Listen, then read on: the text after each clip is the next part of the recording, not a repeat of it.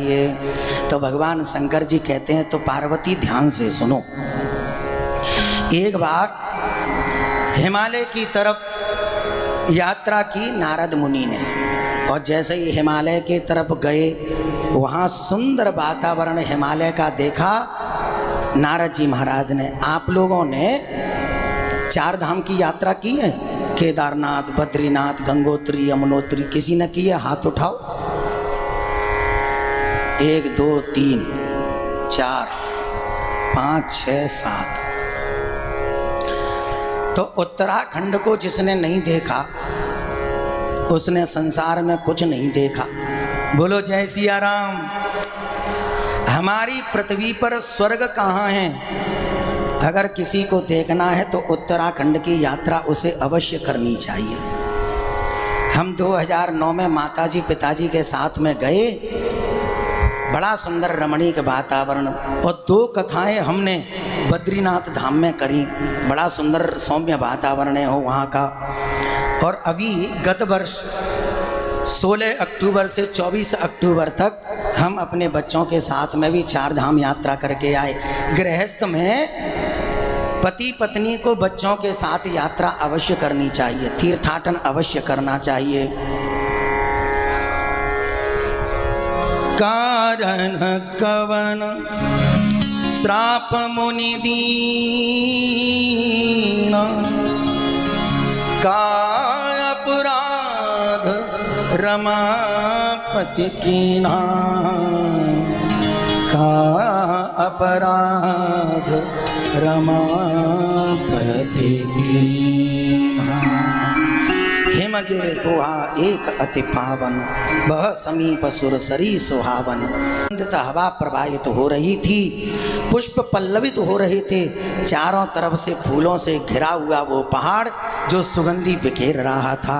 ऐसे सुंदर सौम्य वातावरण को देख करके नारद जी के मन में विचार आया, मुझे यहाँ पर तपस्या करना चाहिए। नारद जी महाराज वहाँ तपस्या करने के लिए बैठ गए। अब जैसे ही तपस्या करी तो होना क्या था, जैसे ही भगवान का ध्यान लगा तो समय की गति अवरुद्ध हो गई। नारद जी कौन हैं? नारद जी वो हैं जिन्हें दक्ष का श्राप मिला है। स गौदोहन मात्रम ही ग्रहेशु ग्रह मेधिनाम। एक गैया का दोहन जितनी देर में होता है उतनी देर तुम एक जगह ठहरोगे, फिर आगे बढ़ जाओगे। लेकिन देखो, कई वर्षों की समाधि लगा करके नारद जी बैठे। अरे उन्हें तो श्राप है, एक जगह ज़्यादा देर ठहर नहीं सकते, कई वर्षों तक कैसे ठहर गए? इसका एक ही कारण है, जब समाधि लगा करके भगवान के भजन में लग गए तो काल अवरुद्ध हो गया, समय का चक्र अवरुद्ध हो गया, घड़ी रुक गई। नारद जी ध्यान में भगवान का दर्शन कर रहे थे, इसलिए काल की गति अवरुद्ध हो गई। सज्जनों, होना क्या था, जब भगवान का ध्यान कर रहे थे नारद जी, तो इंद्र घबरा गया। कहीं ऐसा तो नहीं है नारद जी तपस्या करेंगे, ब्रह्मा जी कहेंगे वरदान मांगो, कहीं ऐसा ना हो। नारद जी ने अगर ब्रह्मा जी से मेरे इस सिंहासन को मांग लिया तो मेरा राजपाट ही छिन जाएगा। तो क्या किया? घबराया ये इंद्र, और इंद्र ने कामदेव को बुलाया। कामदेव से कहा, जाओ जाओ तुम नारद जी की तपस्या में विघ्न पैदा करो। कामदेव इंद्र की आज्ञा लेकर के गया और ऐसे बाण चलाए, लेकिन जिसके हृदय में राम बैठे हों वहाँ काम प्रवेश ही नहीं कर सकता।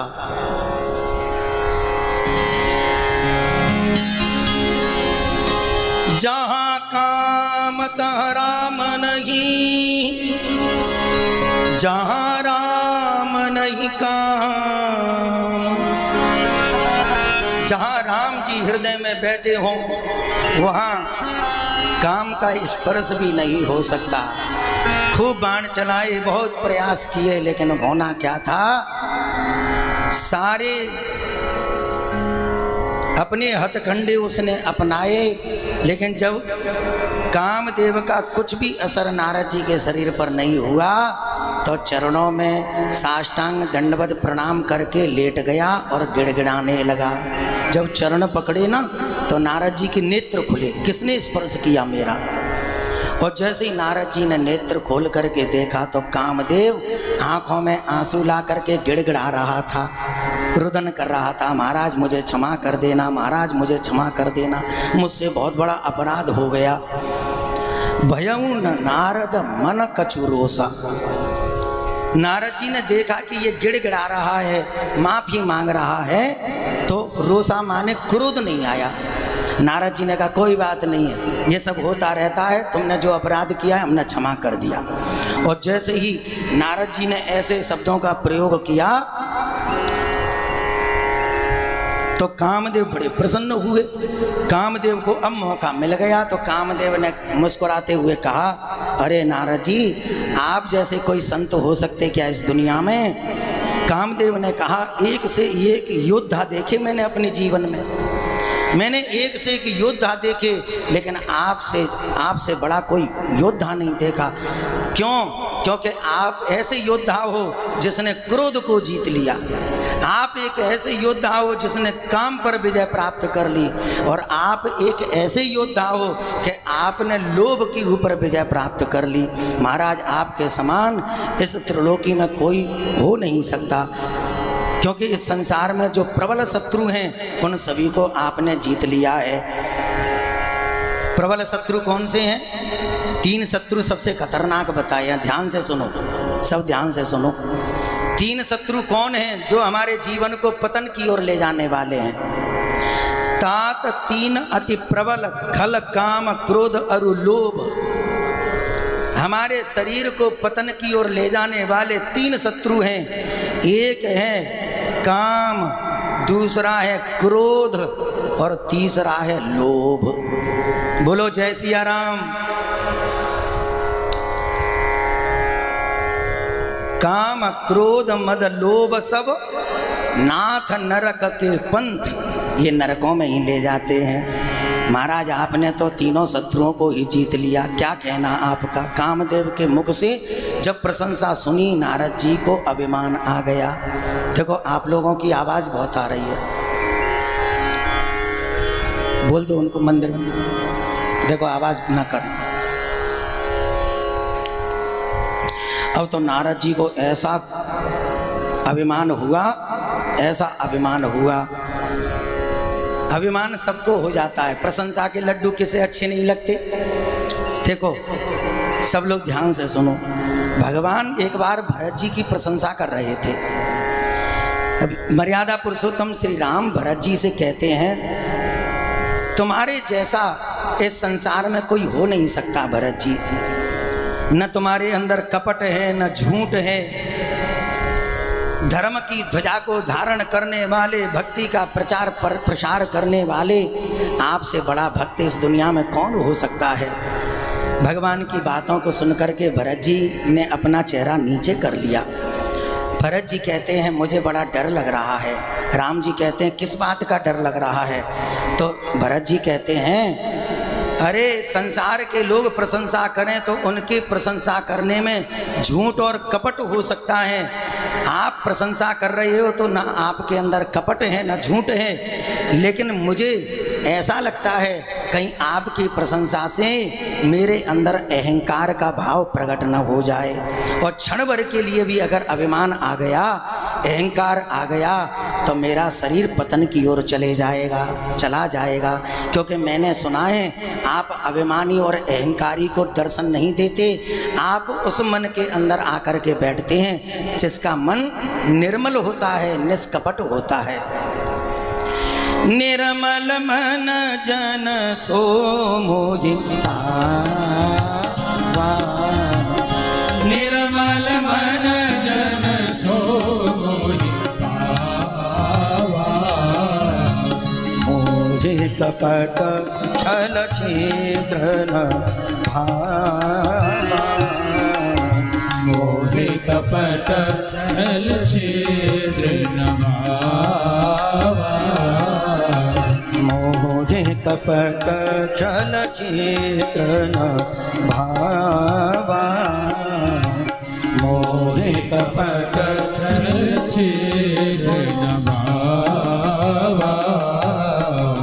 ये जो कपटी स्वभाव के व्यक्ति होते हैं ना, जिन्हें कपट और द्वेष करने का मन हमेशा बना रहता है जिनके हृदय में, वो भगवान से भी कपट करना नहीं भूलते। भगवान शंकर के पास में नारद जी का आगमन हुआ और नारद जी ने आकर के आसन ग्रहण किया। भगवान भोलेनाथ कहते हैं आज हमको राम कथा श्रवण करने को मिलेगी। अब सज्जनों, होना क्या था, जैसे ही कहा भोलेनाथ ने सुनाओ नारद जी, तो सुनाना था राम कथा, लेकिन हृदय में तो अभिमान बैठा है, तो राम कथा तो नहीं सुनाई, भोलेनाथ जी को काम कथा सुना डाली। बोलो जय सिया राम। भोलेनाथ जी को काम कथा सुनाई। अरे आपने सुना है भोलेनाथ जी? क्या? अरे हम तपस्या कर रहे थे हिमालय में, तो क्या हुआ भैया? अरे होना क्या था, वो आया था काम। आपने तो सुना है ना उसका नाम? अच्छा, जानबूझ करके बोल रहे हैं, क्योंकि शंकर जी के क्रोध से कामदेव चल करके भस्म हुआ था एक बार, तो वो कथा सुना रहे हैं, कथा याद करा रहे हैं। आप जानते ना काम को, वही काम आया था। तो क्या हुआ भैया? अरे होना क्या था, उद्दीपन, उच्चाटन, वशीकरण, ऐसे बाण छोड़े, लेकिन अरे हम संतों का काम क्या बिगाड़ सकता है? भोलेनाथ जी परास्त हो गया, और जैसे ही परास्त हुआ तो चरणों में गिड़गिड़ाने लगा। मैंने क्षमा कर दिया, मुझे क्रोध नहीं आया उसके ऊपर। और जैसे ही मटक मटक करके ये कथा सुना रहे थे, शंकर जी समझ गए इनके अंदर अभिमान आ गया, इनके अंदर अहंकार बैठ गया है।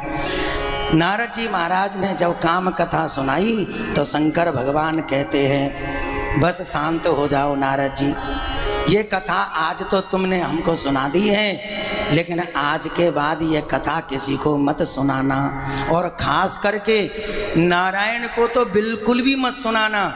नारायण तुमसे कहें कि मुझे सुनाओ, तो भी तुम इस चर्चा को छुपा जाना, इस चर्चा को सुनाना मत। नारद जी महाराज को ऐसा लगा, ओहो, हमें लगता है हमने काम के ऊपर विजय प्राप्त की, ये भोलेनाथ को बात हजम नहीं हुई है। इनको मेरी समाधि, मेरी तपस्या से और कामदेव के ऊपर विजय प्राप्त करने वाली जो मेरी शक्ति है, मुझे लगता है भोलेनाथ को इसे देख कर के ईर्ष्या हो रही है। तो शंकर जी को प्रणाम किया और नारद जी वहाँ से चले गए। नारद जी ने कहा, अब जल्दी मैं जाऊँगा नारायण के धाम में, तो मेरी कुशल क्षेम नहीं पूछेंगे। भाई देखो, कुशल क्षेम कब पूछी जाती है? जब आप 1 महीना 2 महीना के बाद किसी से मिलोगे तो सामने वाला व्यक्ति कहेगा, और भैया घर में सब ठीक है, और तुम्हारी तबीयत पानी ठीक है। अब तुम 2-4 दिन में ही रोजाना मिलोगे तो सामने वाला कहाँ तक पूछेगा कि तुम सब ठीक हो? अब रोजाना ही मिल रहे हो तो अपने आप सामने वाला समझ जाते हैं सब ठीक ही होगा, तो पूछते नहीं है। 1 महीना लगा करके फिर 1 महीना के बाद जाऊंगा। 1 महीना पूरा हुआ, नारद जी ने बीणा उठाई, श्रीमन नारायण नारायण करते हुए चल पड़े क्षीर सागर की ओर। एक बार कर थल भर बीणा, एक बार कर थल भर बीणा, एक बार कर थल भर बीणा, एक बार कर थल भर बीणा, गावत हरि गुण गान प्रवीणा, गावत हरि गुण गान प्रवीणा जी, गावत हरि गुण गान प्रवीणा, गावत हरि गुण गान प्रवीणा। गोस्वामी तुलसीदास जी महाराज की देखो चौपाइयों में एक से एक रहस्य भरा पड़ा है। नारद जी को कौन से शब्द से संबोधित कर रहे हैं? गान प्रवीणा। नारद जी को गायक की उपाधि दे दी। नारद जी महाराज के विषय में गोस्वामी तुलसीदास जी महाराज कह रहे हैं गान प्रवीणा। गान प्रवीणा की उपाधि देते हुए कह रहे हैं इनको भक्ति में प्रवीण नहीं कहा, ज्ञान में प्रवीण नहीं है, गान प्रवीणा। गान में प्रवीण कौन होता है? संगीत का जानकार गायक। अच्छा, संगीत के जानकार गायक कई पद्धति से भगवान के भजन सुनाते। जब ज़्यादा ही संगीत का ज्ञान हो जाता है तो उसके हृदय में संगीत के राग रागनियों का ज्ञान का अहंकार हृदय में बैठ जाता है, तो वो अहंकार की भावना से भजन सुनाता है, तो उसका उद्धार नहीं होता, उसके पल्ले नहीं पड़ता, कुछ भी प्राप्त नहीं होता। हाँ, कहीं से रुपया पैसा जरूर मिल सकता है लेकिन भगवान को प्रसन्न नहीं कर सकता। लेकिन वही राग रागनियों के गायन में जब प्रेम आता है भगवान के प्रति, जैसे सूरदास जी महाराज के पदों में जब सूरदास जी गाते थे पद तो आंखों में आंसू आ जाते थे। ऐसे कोई संगीत का जानकार जब प्रेम से भजनों का गायन करता है तो भगवान उसके हृदय में आकर के बैठ जाते हैं। लेकिन नारद जी जो गान प्रवीण कर रहे हैं ना, तो अहंकार में भगवान के नाम का गायन कर रहे हैं। भगवान का दर्शन करना चाहिए, तब नारद जी दर्शन करने के लिए आए। चलो क्षीर सागर में चलते हैं, भगवान को भी थोड़ा भेंट मुलाकात कर आते हैं। तो गावत रामचरित मृदुबानी, एक शब्द आया यहाँ पर, गावत रामचरित मृदुबानी। एक बार पंपा सरोवर में जब राम जी का दर्शन करने के लिए आए थे ना नारद जी, तो वहाँ पर भी गाते हुए आए थे दर्शन करने के लिए। लेकिन वहाँ पर कैसे आए? गावत रामचरित मृदुबानी, मीठी भाषा में राम जी का नाम लेते हुए आ रहे थे, गायन करते हुए आ रहे थे। तो वहाँ तो मृदुबानी है, लेकिन यहाँ गान प्रवीणा लिखा हुआ है, यहाँ अहंकार हृदय में बैठा था। नारद जी महाराज आए, मना करने के बावजूद आए। भोलेनाथ ने कहा तुम नारायण के पास मत जाना, चले भी जाओ तो ये जो कथा मुझे सुनाई है, ये कथा तुम नारायण को मत सुनाना। अब होना क्या था? गोस्वामी जी महाराज कहते हैं अब सही जगह जा रहे हैं नारद जी। जब फोड़ा होता है ना, फोड़ा हमारे शरीर में, तो जब तक फोड़ा पकेगा नहीं तब तक फूटेगा नहीं। अगर कच्चे फोड़े को आपने फोड़ दिया तो फोड़े के अंदर एक कील होती है, जब तक वो नहीं निकलेगी तब तक तुम स्वस्थ नहीं हो सकते। तो भगवान नारायण के पास में अहंकार का फोड़ा लेकर के गए। नारायण भगवान ने क्या किया? हरस मिले उठे रमा निकेता। नारद जी को आते हुए देखा तो नारायण अपने पलंग से उठे और उठ करके पहली बार इस तरीके का नारद जी ने दर्शन किया, जो हाथ का झाला दे करके खड़े होकर के नारद जी से कह रहे थे आओ आओ नारद जी, हम तुम्हारा स्वागत करते हैं। और जैसे ही नारायण को खड़े होते देखा तो अब नारद के अंदर और अहंकार प्रकट हो गया। मुझे लगता है तपस्या के बाद में मेरे पद की उन्नति हो गई हो, मुझे लगता है मेरी प्रतिष्ठा बढ़ गई है, मुझे लगता है मेरा प्रमोशन हो गया है। देखो देखो, जिसके सामने दुनिया खड़ी होती है, वेद स्तुति की जाती है, नारायण की स्तुति की जाती है, फिर भी वो खड़े नहीं होते।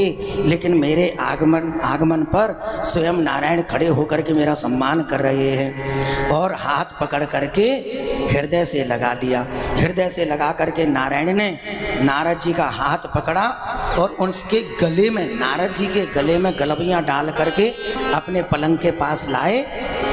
नारद जी को पहले अपने सिंहासन पर बैठाया और बगल में स्वयं नारायण बैठ गए। अब तो अहंकार के स्वरूप का ठिकाना ना रहा। वाह, जिसके चरणों में पूरी दुनिया बैठती है वो नारायण मुझे अपने बगल में बैठाता है। अब तो पक्का समझ में आ गया, अब मैं भी भगवान से कम नहीं हूँ।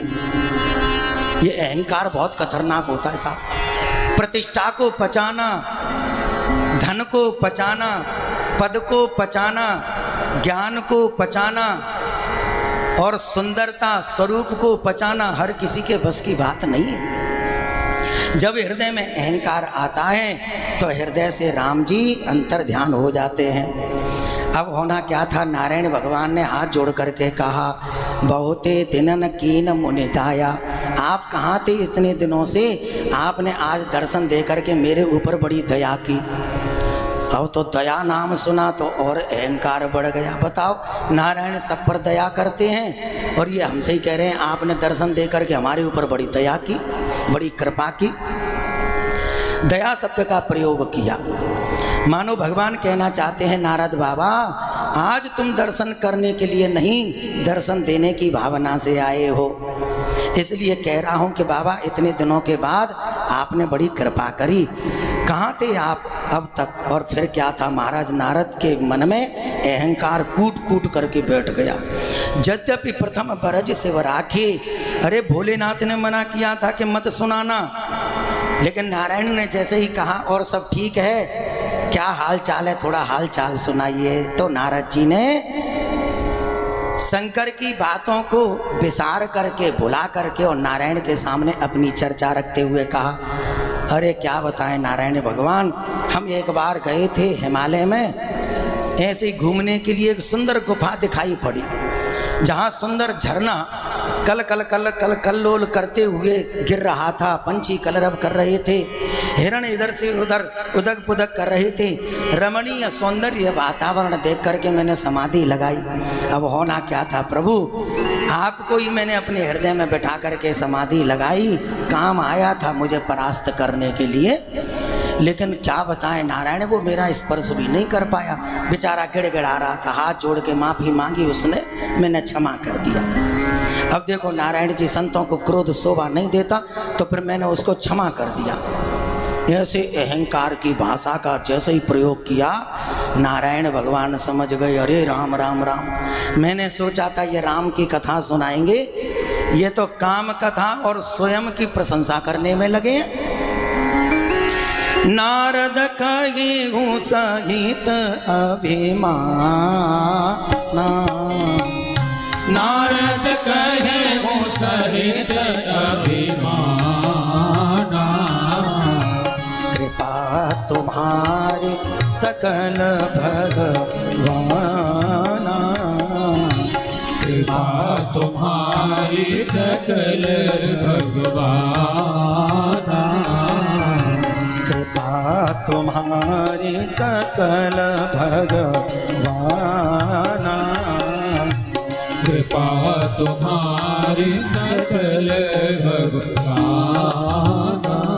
नारायण भगवान ने और बढ़ावा दिया, वाह साहब आपकी महिमा को कहाँ तक कहें। तो नारद जी भगवान से कहते हैं, सब ये आप ही की कृपा है, अहंकार से बोल रहे हैं, अहंकार शून्य हो करके नहीं बोल रहे। यह चर्चा जैसे ही नारायण भगवान ने नारद के मुख से सुनी, नारद जी के जीवन में कोई अपराध न बन जाए, ऐसे शुभ चिंतक हैं नारायण भगवान। भक्तों के शुभ चिंतक तो नारायण ही हैं। नारद जी ने भगवान को प्रणाम किया और कहा, ठीक है महाराज बहुत देर हो गई, हम चलना चाहते हैं। ठीक है महाराज, जैसी आपकी इच्छा। जैसे ही नारद जी वहाँ से चले तो भगवान नारायण ने एक लीला का विस्तार किया। एक सुंदर, बैकुंठ से भी सुंदर एक नगर का निर्माण किया। उस नगर का नाम था श्रीपुर। श्रीपुर नगर जो बैकुंठ से भी ज़्यादा सुंदर था। उस श्रीपुर के एक राजा थे, उनका नाम था शीलनिधि राजा, और उनके एक बिटिया थी, उसका नाम था विश्वमोहिनी। जो विश्व के मन को मोह ले उसी का नाम है विश्वमोहिनी। अगर देखा जाए तो ये कौन है? भगवान नारायण की माया है। माया का नाम है विश्वमोहिनी, जो आप और हम सब लोगों के मन को मोह रही है। अरे जो भगवान मंदिर में बैठ के सबके मनोरथ को पूर्ण कर रहे हैं, आप भगवान के मंदिर में जाके प्रार्थना करते हो, मेरा बेटा बीटेक कर रहा है, इंजीनियर बन जाएगा, तो 1.25 मन देसी घी के लड्डुओं का भोग लगाऊंगा। उसको मालूम है कि ये मेरे मनोरथ पूर्ण करते हैं। कितनी माताएं दुर्गा के मंदिर में जाकर के कहती हैं, माँ मुरादें पूरी कर दे, हलवा बांटूंगी, क्योंकि उसको पता है ये सबकी मुरादें पूरी करती है। लेकिन कभी कभी माया के प्रकोप से हम माधव की माया से भटक जाते हैं। माधव के प्रति हमारा विश्वास नहीं बैठता, हमारा विश्वास संसार के लोगों में बैठता है। हमको जो सगे संबंधी अपने नज़र आते हैं, वैसे राम जी के मंदिर में ना तो राम जी सगे संबंधी नज़र आते हैं, न कृष्ण सगे संबंधी नज़र आते हैं, न हनुमान जी सगे लगते हैं। भगवान हमको सगे नहीं लगते। सगे कौन लगते हैं? पति को पत्नी सगी लगती है, पत्नी को पति सगा लगता है। मेरा पत्नी, मेरी पत्नी, मेरा पति, मेरा बेटा, मेरी बेटी, मेरी ये फैक्ट्री, मेरी दुकान, मेरी माया, ये सब उसको सगा लगता है। बस कभी ये मन में विचार नहीं आता, ये तो सब झूठे प्रपंच हैं, इनको एक न एक दिन नष्ट होना है। सगा अगर कोई दुनिया में है तो उसका नाम है मेरे प्रभु राम। बोलो जय सिया राम। नारद जी महाराज जैसे ही उस नगर को देखते हैं तो चलो मुझे देखना चाहिए, बड़ा सुंदर नगर है, मैं तो कभी इस नगर में गया नहीं। मायावी नगरी का निर्माण नारायण के द्वारा स्थापित है। सुंदर लीला कर रहे हैं प्रभु नारायण अपने भक्तों को बचाने के लिए। जैसे ही नारद जी गए उस नगर में, शीलनिधि राजा ने नारद जी का खूब सम्मान किया, चरण धोए, सिंहासन पर बिठाए और कहा अपनी बिटिया विश्वमोहिनी को बुला करके, मेरी बेटी विश्वमोहिनी के हाथ देख करके गुण और दोष बताओ। कहूँ नाथ गुण दोष सब, मेरी बेटी के गुण और दोष सब बताओ। दो चीज़ें यहाँ देखने को मिलती हैं। यही नारद जी हिमाचल के घर में गए तो हिमाचल राजा ने पार्वती का हाथ दिखाते हुए कहा, कहूँ सुता के दोष गुण। हिमाचल राजा कह रहे थे मेरी बेटी के सबसे पहले दोष बताओ और फिर गुण बताओ। और यहाँ शीलनिधि राजा अपनी विश्वमोहिनी का हाथ दिखाते हुए नारद जी से कह रहे हैं मेरी बेटी के पहले गुण बताओ फिर दोष बताओ। और वहाँ पार्वती के पिता क्या कह रहे थे? पहले दोष बताओ फिर गुण बताओ। क्योंकि ये सब नारायण की महिमा और माया का प्रकोप है। पहले ही दोष देख लेंगे तो नारद जी तो त्रिकालज्ञ हैं, ज्ञानी हैं, वो सब समझ जाएंगे। इसलिए दोष ही दोष नहीं, उसके गुण देख रहे हैं। अब नारद जी ने जैसे ही हाथ देखा तो शीलनिधि से कहा हाथ देखते हुए, वाह महाराज आपकी बेटी तो बड़ी भाग्यशाली है। जो यही बरही अमर सोई हो। बोलो सद्गुरुदेव भगवान की जय। जो यही बरही अमर सोई हो। जो यही बरही अमर सोई हो। समर भूमि तेहि समर भूमि तेहि जीत न कोई। सेवहि सकल चराचर ताहि। सकल चराचर ताहि। बरहि शीलनिधि कन्या जाई। बरहि शीलनिधि कन्या जाई। श्री राम जय जय राम।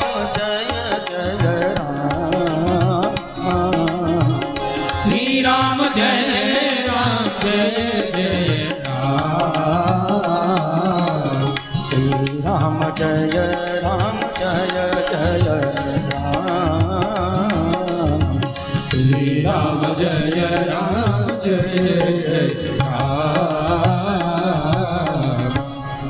अब देखो क्या पढ़ने में आ रहा है, हस्तरेखा देखते ही कुछ का कुछ वर्णन कर रहे हैं। जो इस कन्या के साथ विवाह करेगा वह अमर हो जाएगा, जबकि ऐसा है नहीं, लेकिन नारद जी को ऐसा दिखाई दे रहा है।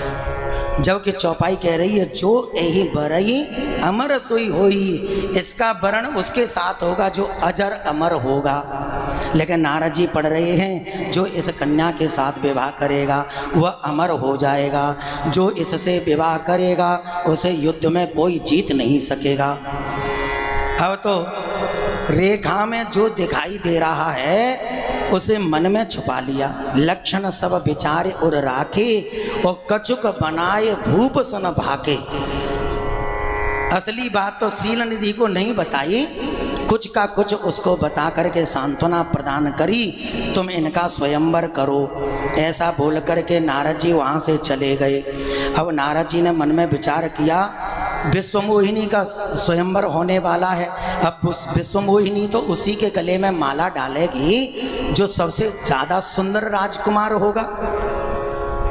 क्यों न इस कन्या से मैं ही विवाह कर लूं, लेकिन मैं तो ज़्यादा सुंदर नहीं हूं। तो क्या मन में विचार किया, क्यों न मैं अपने मन के शब्द प्रभु नारायण के शब्दों में रखूं, क्योंकि इस दुनिया में सबसे ज़्यादा हित अगर कोई मेरा करना जानता है और चाहता है उसका नाम नारायण है। मोरे हित हरि सम नहीं को, मेरे लिए हित का अगर कोई सोचता है, मेरे हित की बात कोई सोचता है तो उसका नाम नारायण है। भगवान नारायण का मन में विचार जैसे ही आया ना, तो नारद जी ने मन में विचार किया अगर मैं जाऊंगा वैकुंठ क्षीर सागर, पीछे से स्वयंवर की तैयारी कर ली, पता नहीं विश्वमोहिनी किसी के गले में माला डाल दी तो मुझे तो विश्वमोहिनी मिल ही नहीं पाएगी। तो होना क्या था, जाने में तो टाइम लगेगा, समय लगेगा। तो नारद मुनि ने भगवान नारायण का वहीं ध्यान किया और जैसे ही भगवान नारायण का ध्यान लगाया तो भगवान नारायण प्रकट हो गए। बोलो भक्त वत्सल भगवान की जय। नारद जी के पास साक्षात नारायण प्रकट हो गए। नारद जी ने भगवान से कहा आप अपना स्वरूप दे दीजिए। नारायण भगवान ने कहा क्या करोगे अपना स्वरूप, मेरा स्वरूप लेकर के? बोले आपका सुंदर स्वरूप जब मुझे मिल जाएगा तो मैं विश्वमोहिनी के साथ में विवाह कर पाऊंगा, क्योंकि दुनिया में सबसे सुंदर अगर कोई है तो वो आप हैं। आप अपना स्वरूप मुझे प्रदान कर दोगे तो शील निधि की कन्या विश्वमोहिनी मेरी सुंदरता पर रीझ करके मेरे गले में माल्यार्पण कर देगी। नारायण हंसे मुस्कुराए, वाह नारद जी, शादी में दूसरों से गाड़ी मांगते हमने लोगों को देखा, शादी में दूसरों के घर से कपड़े मांगते देखा, दूसरों से रुपया पैसा मांगते देखा। तुम ऐसे दूल्हा हो जो हमसे हमारा स्वरूप मांग रहे हो? अरे नारद जी, अगर हमने अपना स्वरूप तुम्हें दे दिया तो विश्वमोहिनी की ममता श्रद्धा मेरे स्वरूप में बैठ जाएगी।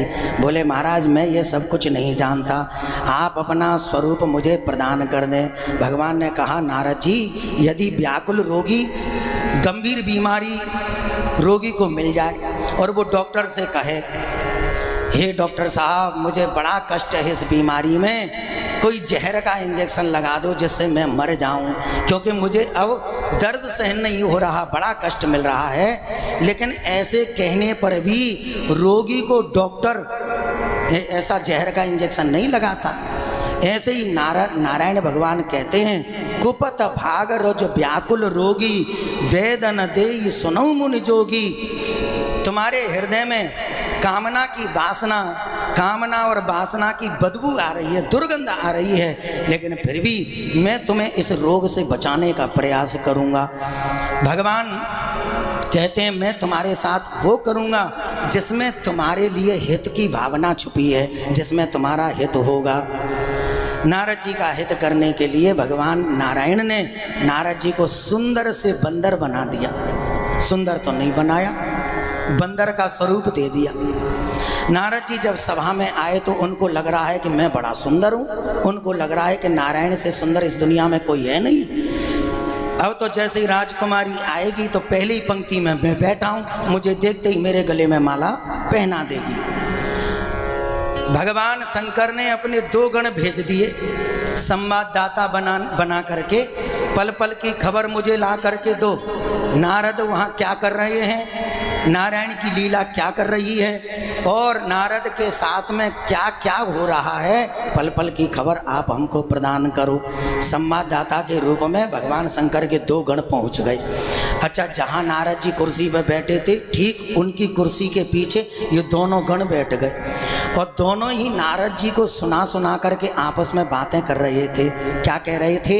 एक कहता है दूसरे से, देखो देखो, हमने राजकुमार तो बहुत देखे लेकिन ऐसा सुंदर राजकुमार नहीं देखा हमने। हमें लगता है विश्व मोहिनी किसी की तरफ नहीं देखेगी, इस सुंदर राजकुमार के गले में ही माला डालेगी। ऐसा सुंदर है ये राजकुमार। अब तो बिल्कुल कन्फर्म हो गया नारद जी को, वास्तव में मैं बड़ा सुंदर लग रहा हूँ।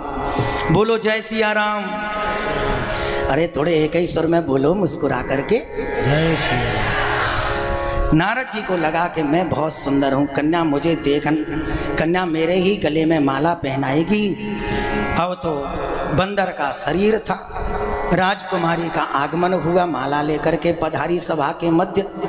और जैसे ही पहले वाले पंक्ति में मरकट बदन भयंकर देही, डरावना बड़ा विकराल स्वरूप देखा बंदर का, तुरंत आंखें मोड़ करके दूसरी पंक्ति में चली गई और क्रोध किया। देखत हृदय क्रोध तेगी, राजकुमारी को बड़ा क्रोध आया। पिताजी से कहा था सुंदर सुंदर राजकुमार बुलाना, न जाने कहां से बंदर को बैठा दिया है। कन्या को भयंकर क्रोध आया, उसको बंदर दिखाई दे रहे हैं, शंकर के गणों को भी बंदर दिखाई दे रहे हैं, लेकिन सभा में जितने लोग बैठे हैं सबको नारद जी ही दिखाई दे रहे हैं। बोलो जय सिया राम। अच्छा, जिधर नारद जी बैठे थे उधर वो राजकुमारी देखती नहीं है।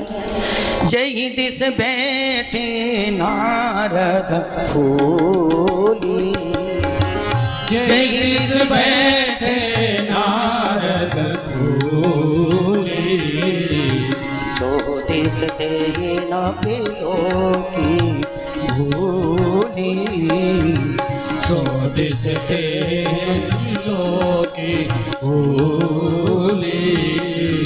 श्री राम जय जय राम,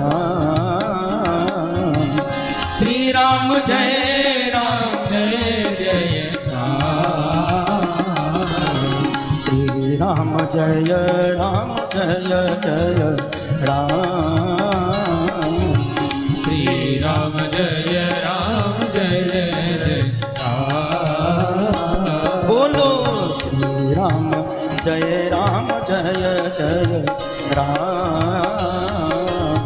श्री राम जय राम। नारद जी को लगा, दूसरी पंक्ति में जब राजकुमारी पहुंची तो नारद जी को लगा हो सकता है कि कन्या मुझे देख नहीं पाई है, इधर अगर देख लेती तो अवश्य ही मेरे गले में बरमाला डाल देती। यहाँ भगवान की कृपा देखिए। अब थोड़ा सा मन अध्यात्म की ओर ले चलो।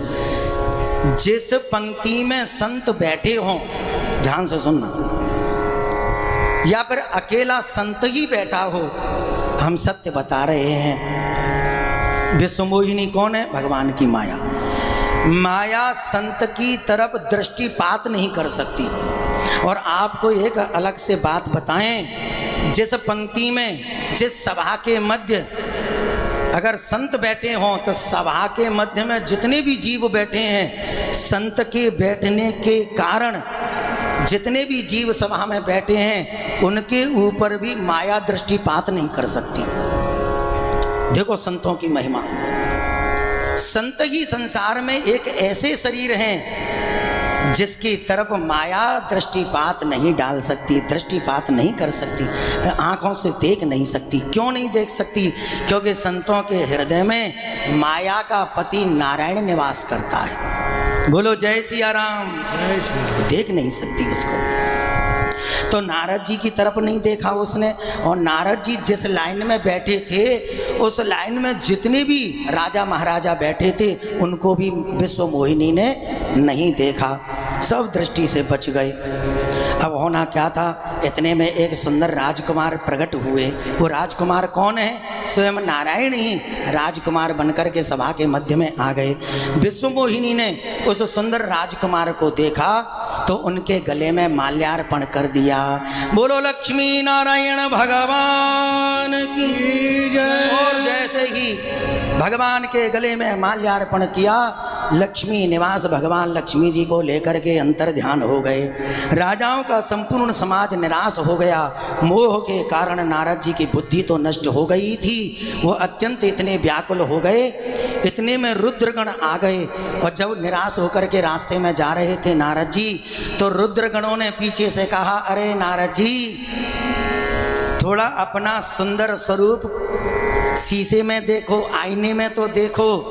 रास्ते में एक सरोवर दिखाई पड़ा, तो सरोवर के जल में जैसे ही झांक करके नारद जी ने स्वरूप को देखा तो क्या देखा, उनका जो मुखारविंद है ये बंदर का मुख दिखाई पड़ा। जैसे ही बंदर का मुख दिखाई पड़ा, अब तो नारद जी को भयंकर क्रोध आया। शिव जी के गण भागने लगे। नारद जी को क्रोध आया, अरे दुष्टो, तुमने मेरे स्वरूप का हास परिहास किया है, तुम दोनों कपटी हो, पापी हो, राक्षस हो जाओ, मैं तुम्हें श्राप देता हूँ, राक्षस हो जाओ। तुमने संत का अपमान किया है, संत का अपमान नहीं करना चाहिए, संत के साथ में मजाक नहीं करना चाहिए। संत ही हमारे राष्ट्र की धरोहर हैं, संत ही हमारे राष्ट्र की शोभाएं हैं। अगर संत समाज में ना हो तो प्रेम का पाठ पढ़ाने वाला इस दुनिया में कोई नहीं होगा। बोलो जय सिया राम। अब तो दोनों जब रुद्रगण भाग रहे थे तो एक गण ने कहा, कोई बात नहीं है, गलती हो गई है, चलो नारद जी से क्षमा मांग लें। तो दूसरा गण कहते हैं, तुम्हें क्षमा की पड़ी है, भागने में फायदा है, अभी तो श्राप दिया है राक्षस होने का, अभी क्रोध में है, न जाने क्या क्या श्राप दे देंगे, इसलिए भागने में फायदा है। नारद जी को भयंकर क्रोध आया। नारद जी सोचने लगे, या तो मैं नारायण को श्राप दूंगा या फिर मैं आत्महत्या करके अपने आप को खत्म कर लूँगा। सारे जगत में नारायण ने मेरा उपहास किया, ये ठीक नहीं है। अरे जब राजकुमारी से अपना ही विवाह करना था तो मेरे साथ में ऐसा भद्दा मजाक क्यों किया, मैं श्राप दे दूंगा। अब होना क्या था, क्रोध में चल रहे थे और बस एक ही भावना हृदय में बैठी है कि नारायण मिले तो मैं उनको श्राप दूं। क्रोधी नारद को देखा नारायण ने, तो नारायण भगवान बीच रास्ते में प्रकट हो गए। वो तो जा रहे थे बैकुंठ को नारद जी, लेकिन नारायण को क्या जल्दी पड़ गई, जो स्वयं आकर के अपने साथ विश्व मोहिनी को लेकर के प्रकट हो गए बीच रास्ते में। ऐसा क्यों? ऐसा इसलिए है, नारद जी जिस रास्ते पर चल रहे थे वो रास्ता बैकुंठ में जाता ही नहीं था, वो जा ही नहीं रहा था। नारद जी बैकुंठ में जाने वाले रास्ते पर नहीं चल रहे थे, वो रास्ता भटक गए थे। वो कौन से रास्ते पर जा रहे थे? वो क्रोध के रास्ते पर जा रहे थे, वो मोह के रास्ते पर जा रहे थे, वो लोभ के रास्ते पर जा रहे थे। और काम, क्रोध, मोह, लोभ ये बैकुंठ के रास्ते नहीं हैं। वो कहाँ के रास्ता है, कहाँ के रास्ते हैं? काम, क्रोध, मद, लोभ सब नाथ नरक के पंथ, ये नरक का रास्ता है। इसलिए मेरा भक्त भटक न जाए, इसलिए नारायण भगवान स्वयं आकर के प्रकट हो गए। अगर कोई व्यक्ति रास्ता भटक जाता है तो जिसके वहाँ आप जा रहे होते हैं तो वो कहता है, भैया तुम ऐसा है रास्ता भटक गए हो, तुम वहीं रुको, हम वहीं से आपको रिसीव कर लेंगे। इसी प्रकार से नारायण भगवान प्रकट हो गए। मेरा भक्त नारद रास्ता भटक गया है, चलो हम ही वहाँ पर दर्शन दे देते हैं। जैसे ही विश्व मोहिनी के साथ में नारायण प्रकट हो गए, नारायण को देखते ही नारद जी ने श्राप दे दिया। एक नहीं, दो नहीं, 3 श्राप दिए। बंचे मोहि जवनी धरि तेहा, बंचे मोहि जवनी धरि तेहा, सोई तनु धरहु श्राप मम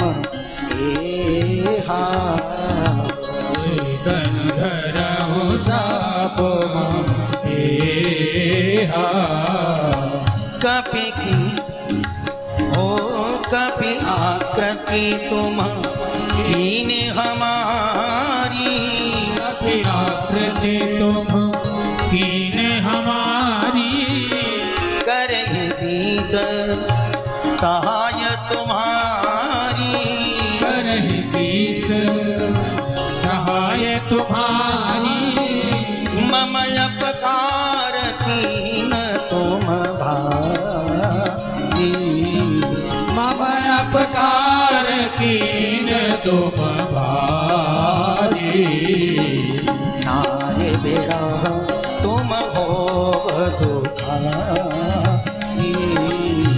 नारे बिरह तुम हो दुखारी, नारे बिरह तुम हो दुखारी, नारे बिरह तुम हो दुखारी।